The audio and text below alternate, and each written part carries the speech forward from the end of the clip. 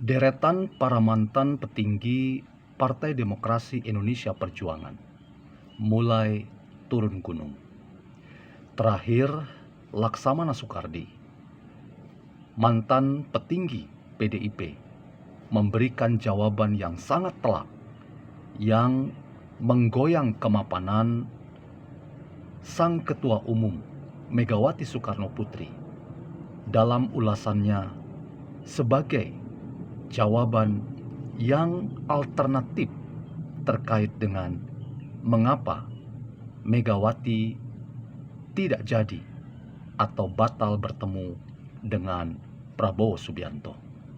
Bagaimana analisis filsafat dengan bantuan salah satu guru kecurigaan, yaitu Sigmund Freud, untuk membaca secara cerdas pernyataan Laksamana Soekardi bahwa Megawati sedang mengidap penyakit sindrom narsistik.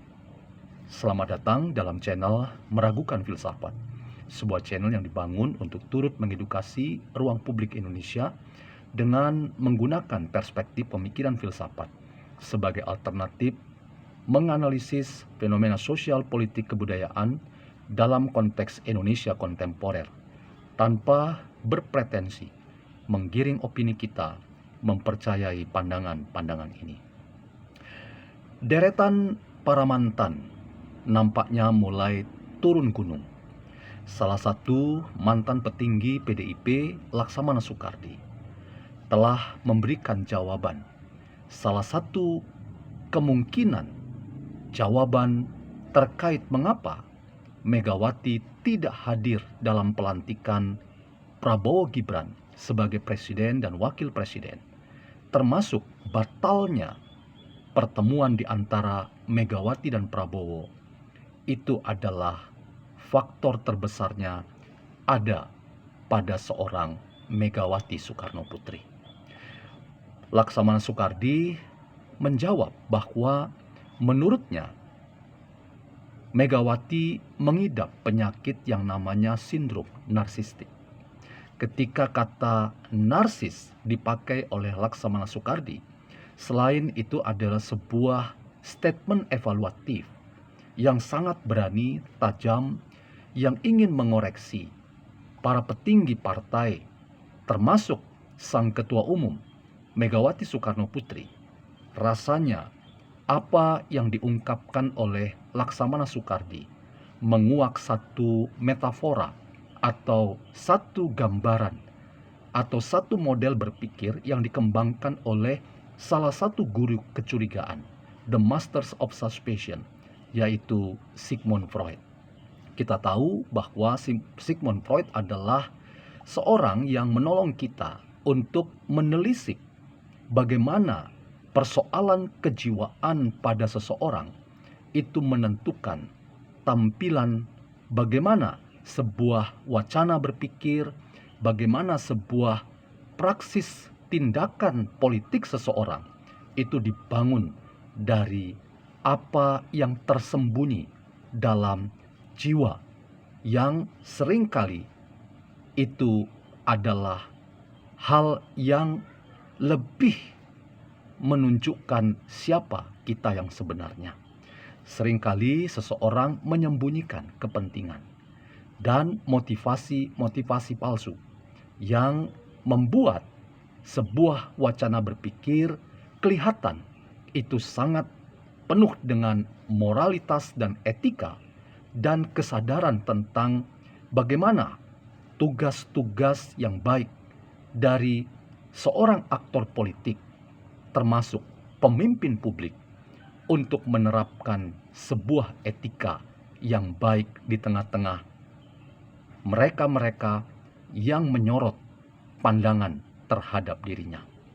Tetapi melalui seorang Sigmund Freud, ia menolong kita untuk memahami bahwa seringkali kita menyembunyikan kesadaran palsu dan kepentingan yang sebetulnya kita sedang menipu diri kita dan menipu banyak orang yang menyaksikan dan menonton tentang cara kita berpikir, dan bagaimana kita menerjemahkan pemikiran kita dalam tindakan-tindakan politik. Itulah bagian penting dari filsafat kecurigaan Sigmund Freud.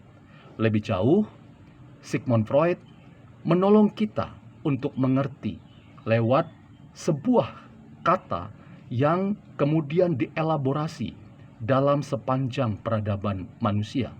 Kata itu adalah narsisme. Seringkali kita menggunakan kata narsis untuk melakukan kritik, baik terhadap diri sendiri maupun terhadap orang lain.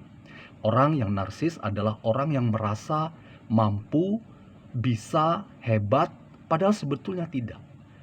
Nah, ketika kita merasa mampu, hebat, oke, dan luar biasa, kita sebetulnya sedang menyembunyikan sesuatu yang tidak ideal, yang kita ingin tunjukkan kepada orang lain, seolah-olah hal-hal yang ideal itulah diri kita. Tanpa sadar, kita menyembunyikan ketidakmampuan kita. Kita menyembunyikan bahwa kita sebetulnya tidak hebat.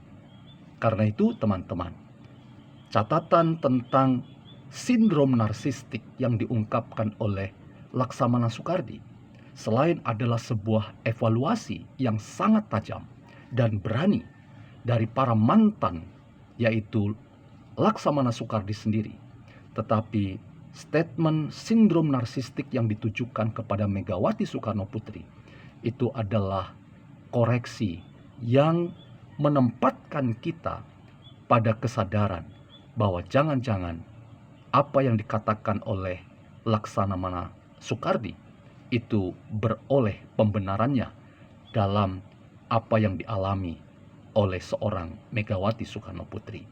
Bahwa Megawati Soekarno Putri sedang tidak baik-baik saja.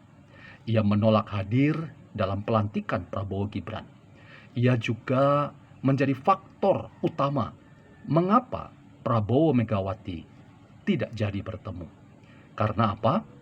Karena sang Megawati mengidap sindrom narsistik.